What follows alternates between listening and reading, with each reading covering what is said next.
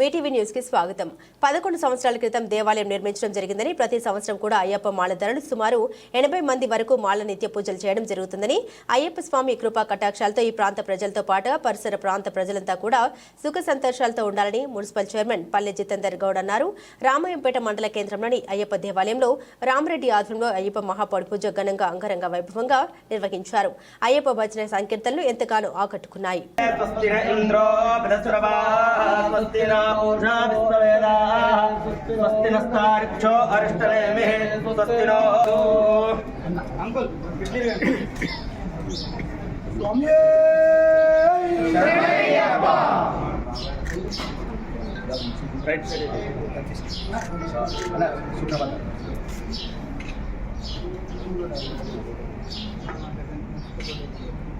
సమానం భవతి సదాయ పురుషేంద్రియాయుష్యేంద్రియే ప్రతిష్టతి.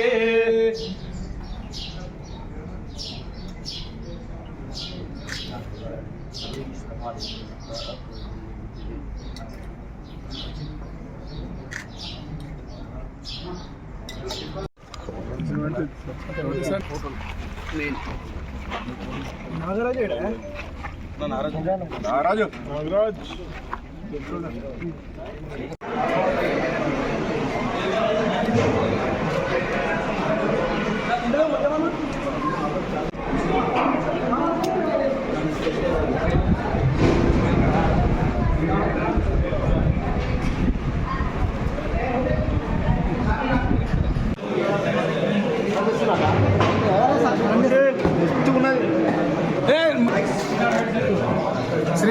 శ్రీధరన్న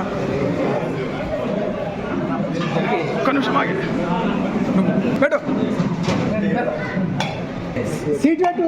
విశ్వదోదవధాసో అపరిదాసు దువిధాన్ పూర్వాయాని విదాహూమహే భయం భగం మిత్రమదిందక్షమస్రధం అర్జమడం వరుణఘోషోతో భయో భువాతు భేఖజం తన్మా తా పృథివీ తదపితా